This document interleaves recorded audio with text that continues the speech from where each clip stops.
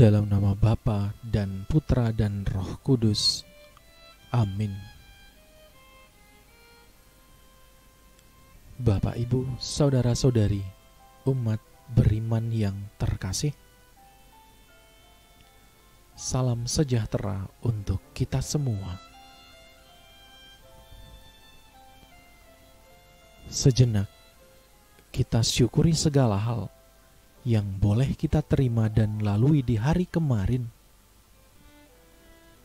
serta memohon berkat dan rahmat Tuhan untuk hari ini, agar kita dimampukan untuk menjadi penyalur berkat-Nya di setiap perjumpaan kita dengan sesama.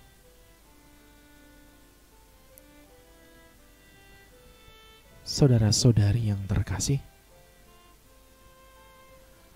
lantas apa sapaan Tuhan untuk kita hari ini?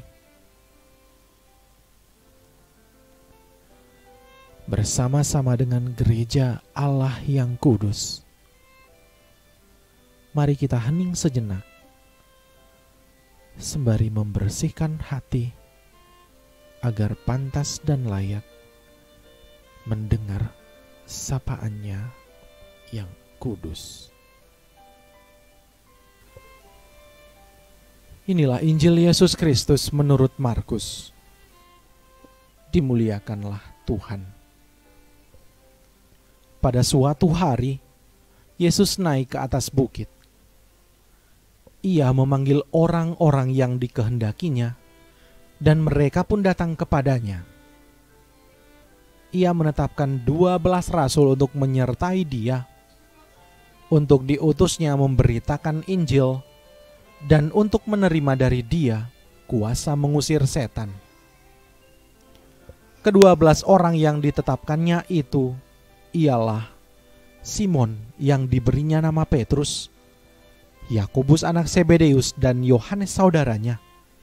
Yang keduanya ia diberi nama Boanerges, yang berarti anak-anak guru.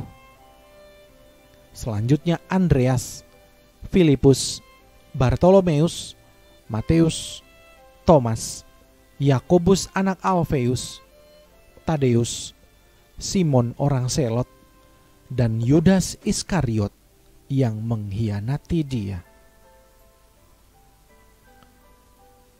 Demikianlah Injil Tuhan.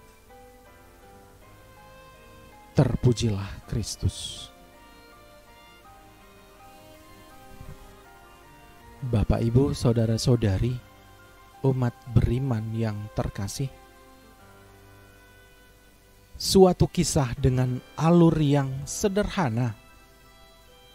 Yesus naik ke atas bukit, lalu memanggil orang-orang yang dikehendakinya, dan mereka pun datang kepadanya.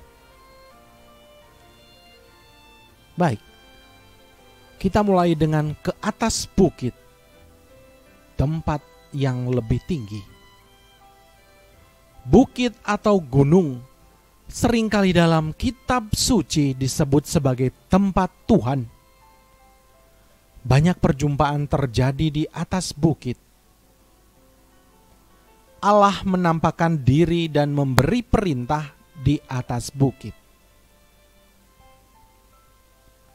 Ini berarti bahwa Yesus juga mau memanggil mereka.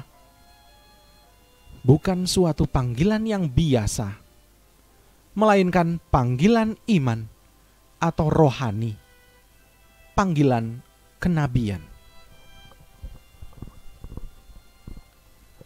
Ia memanggil orang-orang yang dikehendakinya. Hal ini mengandung suatu pemahaman bahwa mereka yang dipanggil Tuhan itu sudah ditentukan sejak awal. Bukan suatu tindakan kebetulan atau karena Yesus sekedar bertemu di tengah jalan.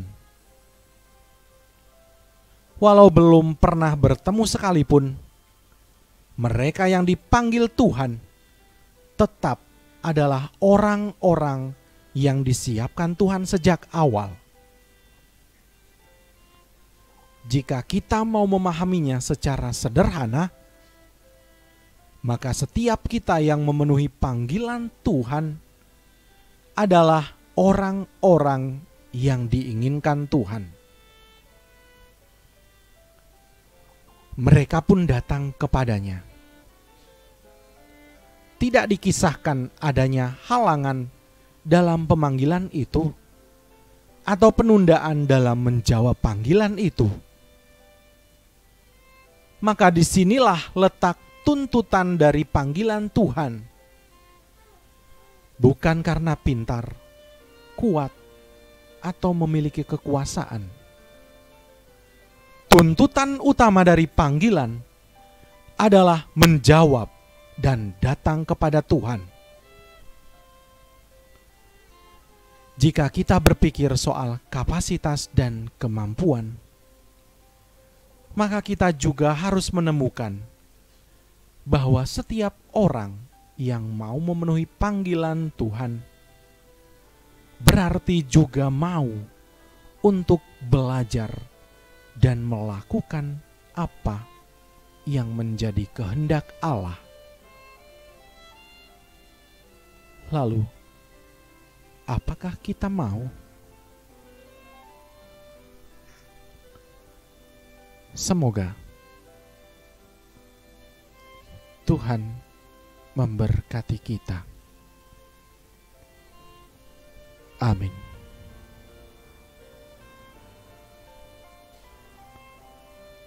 Marilah kita berdoa.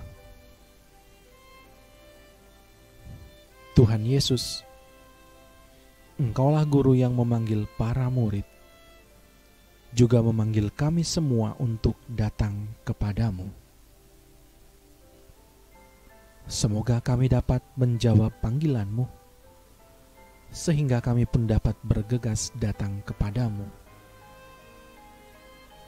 Semoga dengan memenuhi panggilan-Mu, kami menempatkan hidup kami hanya dalam kehendak dan penyelenggaraan-Mu, sebab Engkaulah Allah kami, kini dan sepanjang masa. Amin. Kemuliaan kepada Bapa dan Putra dan Roh Kudus, seperti pada permulaan, sekarang, selalu, dan sepanjang segala abad. Amin. Dalam nama Bapa dan Putra dan Roh Kudus. Amin.